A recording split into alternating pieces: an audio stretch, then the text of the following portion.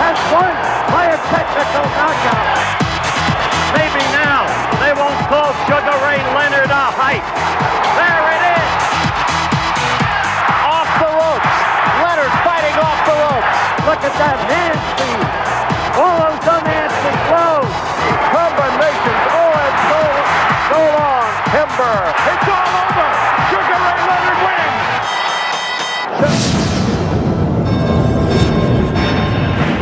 Ladies and gentlemen, welcome to the main event.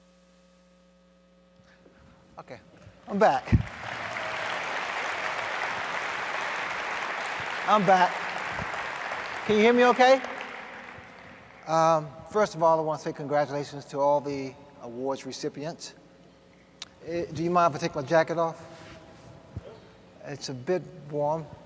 I want to get something off my chest before I began. When I walked out here earlier, I noticed that there were a couple guys sizing me up. Yeah. And I know what you're thinking. You're saying, Sugar Ray, the champ. But damn, he's not that big. And I bet I can take him now. You know, guys, I've been a fighter for over 40 years. I've faced some of the toughest oppositions in the world. I mean, just the mere mention of their names would strike fear in their opponents' hearts. There were names like Marvelous Marvin Hagler, Tommy, the Hitman Hearns, Roberto, Manos de Pietros Duran.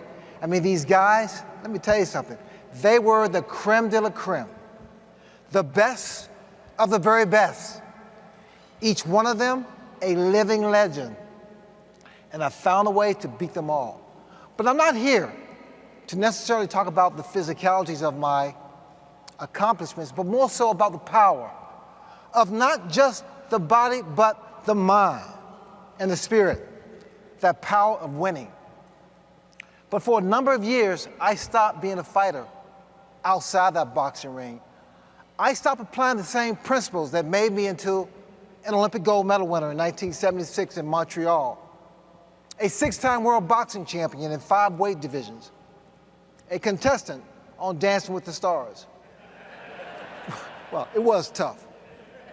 And it took me down.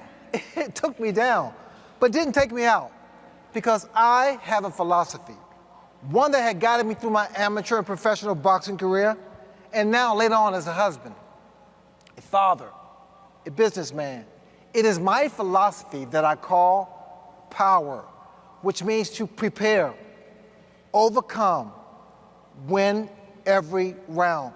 And it simply begins by your dreams.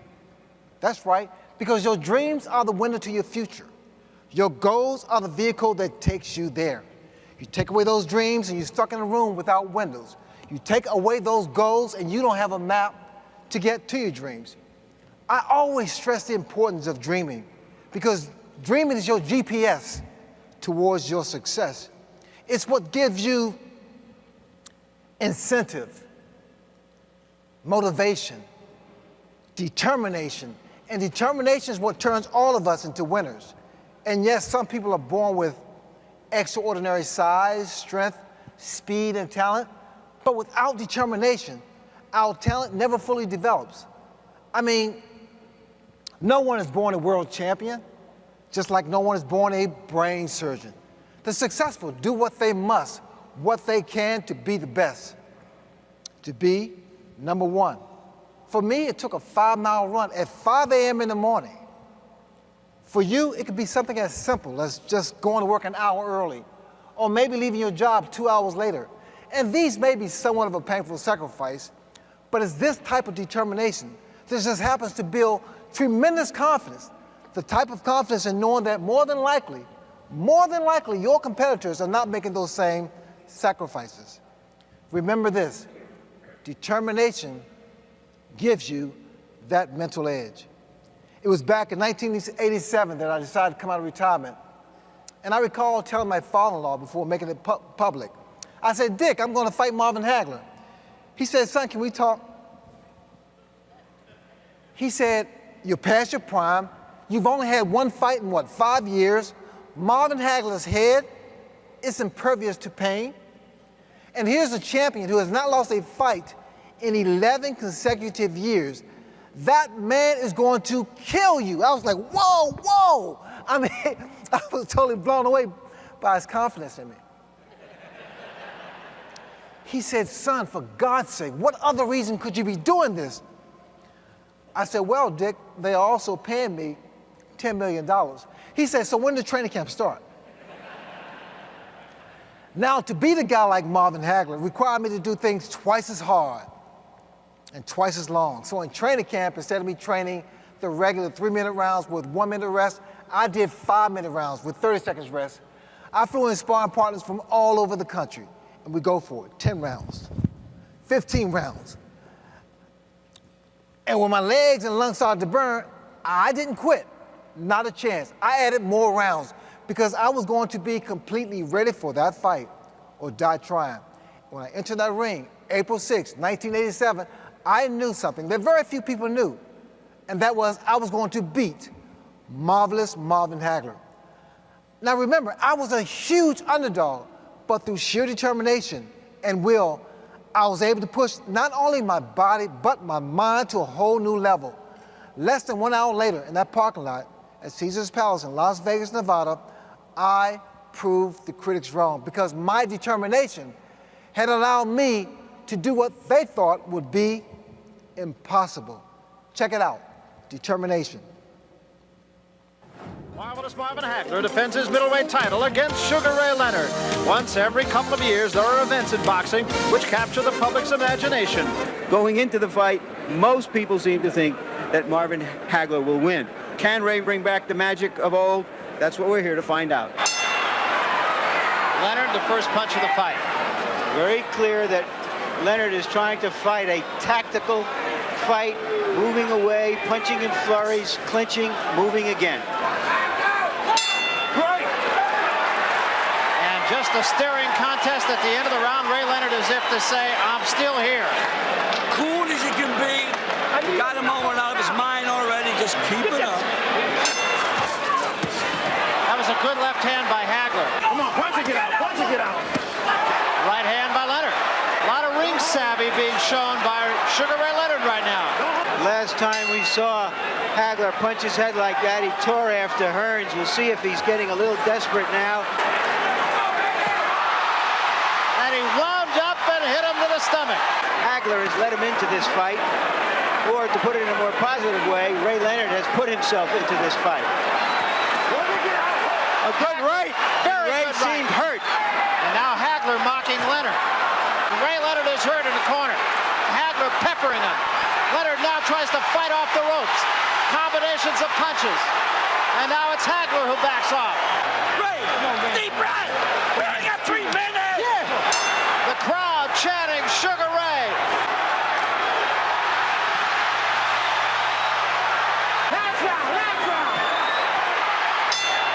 How do you like it? How do you like it? By the winner, by a split decision, and new middleweight champion of the world, Sugar Ray Leonard.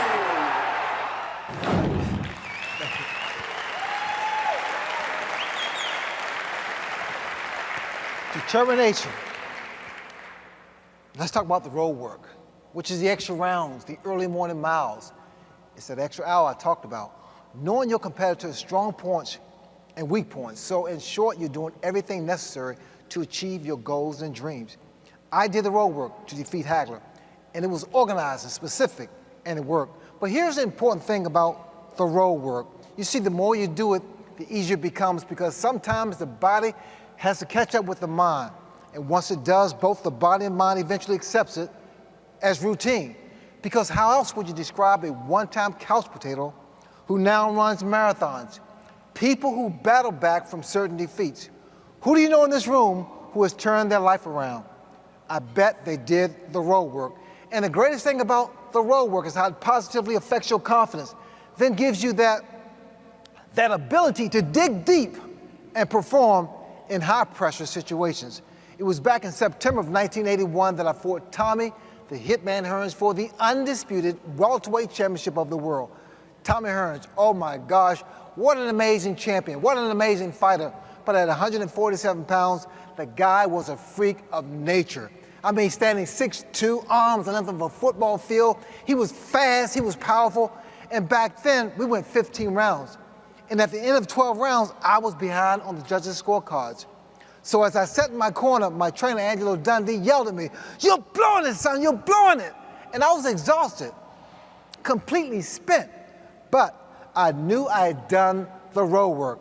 I knew I had built up a reserve because we all possess that extra hidden reservoir of strength. The difference is what activates it, what gets you going, like the woman who finds the strength to lift a car off a trapped child. Well, my trainer, Angelo Dundee, activated my reserve, and he wanted me to go back out there the next round, to take over, to take charge, to dominate, to throw more punches. It was do that or go home a loser. Well, let me tell you something. The reserve paid off, and I did not go home a loser. Check it out, the road work. The tale of the tape, you see it there.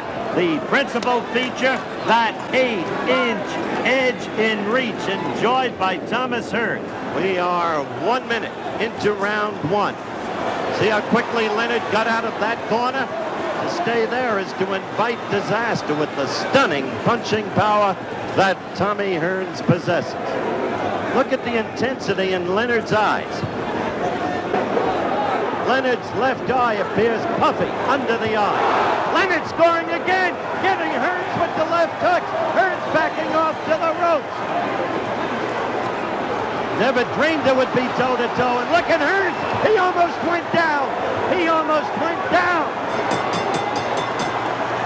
Look at Thomas Hearns staggering back to his corner. Now Hearns, with renewed confidence, is taking chances, becoming aggressive, and he is dominating the action in round 11. He got hurt then, Leonard. You saw that combination. It landed. And Hearns appears a different fighter. You only got 9 minutes. You're blowing it now, son. You're blowing it. Conditions, Hearns has done that. Leonard trying to get back. Hearns hurt. Hearns hurt. Hearns ready to go. Oh, look at those. Look at that hand speed. All those unanswered blows. Hearns is ready to go. And indeed he goes through the ropes. And Ray calls upon some inner resource. And he is trying to put him away for that second knock. Look at that. Hearns rubbery leg. Leonard has him. He knows it. Hearns is ready to go. He's asking Davy Pearl to stop the fight. Look at that. Sugar Ray Leonard proving to everybody who's ever watched boxing that here, yes, is an athlete. 1 minute 40 seconds into the 14th round. And he is teeing off on Hearns. That's it. Sugar Ray Leonard has won by a technical knockout in the 14th round. The road work. Thank you. Thank you. Your goals, combined with sheer determination and road work, can deliver you to your dreams. But what separates the champion from the contender, the winner from the loser? One of those answers is self-esteem. Because of all the elements that take us down that road to success, self-esteem at times can be the most elusive. Sometimes it takes a holiday just when we need it the most.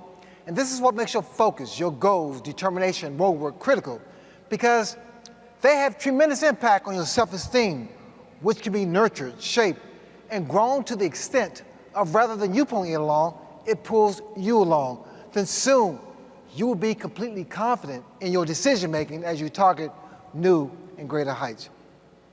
The reason I totally believe in this is because it was only 5 days, just 5 days before my fight against Marvin Hagler, that I get hit by one of my sparring partners. I mean, nearly knocked out.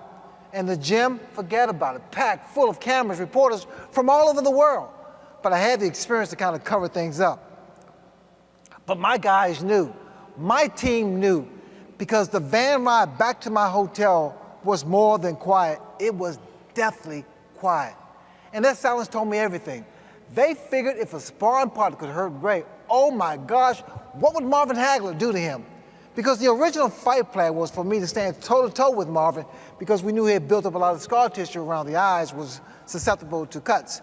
So we figured that, combined with a very creative and extensive prayer, would be my only shot to survive, let alone win. But I took that shot. That nearly put me down as a sign that maybe this is not the best strategy to use. So due to my training and my belief within myself, I took what could have been a serious negative, turned that into a positive, which became a victory. The old saying, if you don't believe in yourself, no one will. So simple, yet so very, very true. So no matter who it is, no matter what it is, you must always, always believe in yourself. The same emphasis is placed on the ability to stay in control. Because losing your composure can be disastrous in everything we do in life, from business, relationships, communications with our teenagers. All these things plays havoc. I think back to when I lost my first fight to Roberto Duran. And I lost that fight because he took me out of my game plan. And let me tell you how. You see, Roberto Duran was one of the most intimidating boxers ever, including Mike Tyson. Like at the press conference, he would stare me down, push me, shove me. He kicked me. He cursed me. He even cursed my wife, and although it was in Spanish, no translation was really necessary. I mean, this guy got into my head. He took me out of my game plan. And this happens to all of us. At some point, for some reason, we all get taken out of our game plan. But once you're able to control that, you will reap the benefits that follow. Now, normally, I talk about a certain subject matter and I resort to a film clip from video. But I feel that you guys are so sharp, sophisticated, that it's just a waste of time. It's not necessary for me to show me getting beat up. I don't think it's necessary. Unless you want to see it. Unless you want to see it? I love you too. Show the damn thing, JD. Duran knows with a 5-inch shorter reach, he must get inside. And there you see him trying to maul and brawl. This is not a fight for Ali, it's a fight Leonard is going to have to make in a way perhaps he's never fought before. It's the fight of his young life. He's only had 27 bouts. Duran has had 70. Leonard with a flurry, but no, not scoring well. Duran moves that head. It's almost imperceptible, but he moves it. Leonard's going to have to change his battle style. He has had Leonard against the ropes repeatedly. The very place Leonard doesn't want to be. Sugar Ray fighting back. But did you see the way Duran kept moving his head? Left, right, bobbing, weaving. Now Duran taunting him. Here's my chin. Hit it, hit it. Look at Duran walking around. He thinks he's got the fight in the bag. That much is clear from his point of view. And so the end of the fight. Duran still trying to taunt Sugar Ray Leonard. Leonard looking back with what amounts to perhaps sardonic amusement. Leonard, 144. Duran, 145, le nouveau. And Gibbs of Britain gave it to Duran, 145, 144. As close as we anticipated. Indeed, a split because of the one vote for a draw. Some will say it lived up to the anticipation. Others may have found it too much of a wrestling match. But that's the way it was. And it is certain, under any circumstances, to be long remembered. You can clap. You know, I tell my kids this too. I don't hate anyone. Hate is a bad, really, really bad word. But I hated that son of a bitch. I hated that. He was a bad guy. So what happens? You know, you lose your very first fight. You do your worst deal. You break up with your lovely companion, and you know, it's always that first one. But that's when you question yourself, you know. You ask yourself, you know, how do I respond to a setback or get up from a knockdown when a fight? And we've heard it said many times that you can't know success until you've known failure. And the great motivators will tell you that your past does not equal your future unless you want it to. I mean, and how many times were you in a situation where you were used to working at a certain level and all of a sudden your boss comes to you and tells you he's going to promote you, but you are expected to perform as always? I mean, that's exactly how I felt.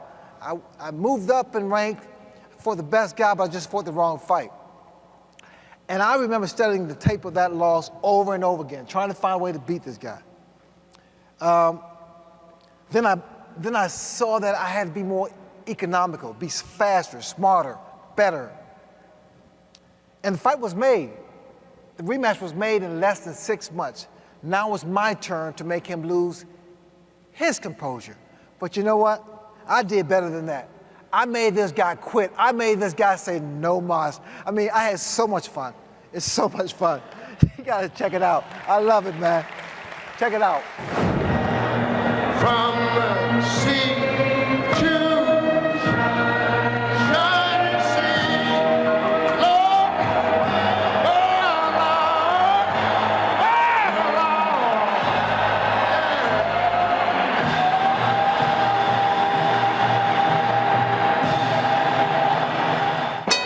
Leonard showing much more movement. Now, that's the kind of action that we had throughout the first fight.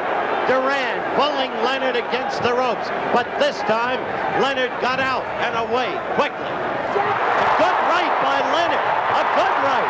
Stunned Duran. Duran in a fury going after Leonard, but Leonard caught him with a good chopping right. Again, Leonard with the uppercut. There's a blow to the midsection by Leonard. Leonard scored with a chopping right that hurt Duran.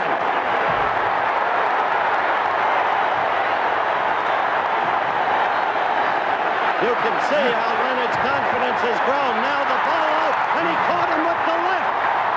And he's got Duran openly, not just furious, but puzzled.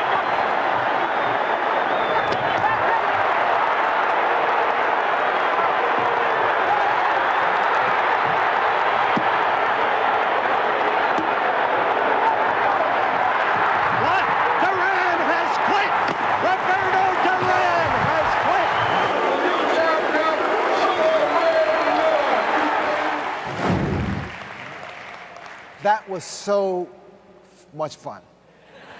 Did you recognize Ray Charles? Okay, my name is Ray Charles. My mother named me after Ray Charles. And this was so surreal because, I mean, one of the biggest fights of my career, my life, Ray Charles sings America the Beautiful. And when he finished singing, if you notice, he walked over to me and gives me a big kiss, and he says, "Kick his ass," which I did. Yeah, which I did. Yeah. Let's talk about taking risk. And that's when you roll the dice, you fail, you try again. I mean, some of our greatest entrepreneurs took huge risks on their way to the top. They made millions, but they lost millions. But the one common thread was no fear of failure, only fear of doing nothing. Whenever I stepped into the ring, I always took a big risk. But I think one of the biggest risks that I've ever taken was when I moved up 2 weight classes and challenged for the light heavyweight championship of the world. Risk is a part of success. It's a natural progression of growth. But I'm kind of straddling the fence here because I'm more conservative now for sure. But it's like if you want to reach the top, if you want to be the best, if you want to go up here, you take that risk. This risk here was worth taking against Donnie Lalonde. Check it out.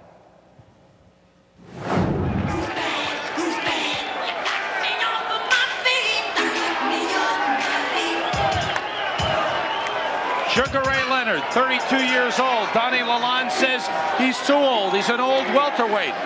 Donnie Lalonde has a major league right hand, and what happens when he drops it on that smaller body of Sugar Ray Leonard?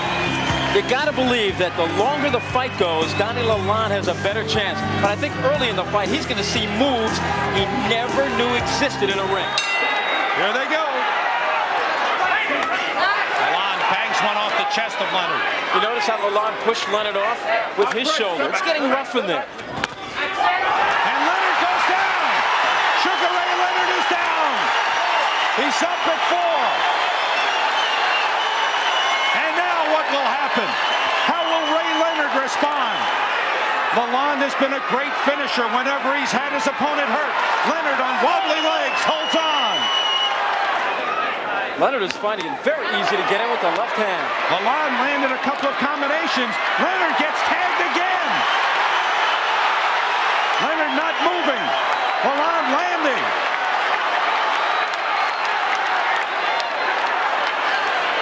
Leonard stationary. Lalonde with a chance here. A big chance. Plenty of time left in round 9. Lalonde is good right hand by Leonard. Lalonde backs off. He's hurt. Lalonde is shaken up. Leonard going for it. And down goes Donnie Lalonde. It's 5. He's up at 6. Lalonde is cut. He's on wobbly legs. He's out. He's out. Right. This could be stopped at any moment. Right hand. It's all over. It's all over. Sugar Ray Leonard wins.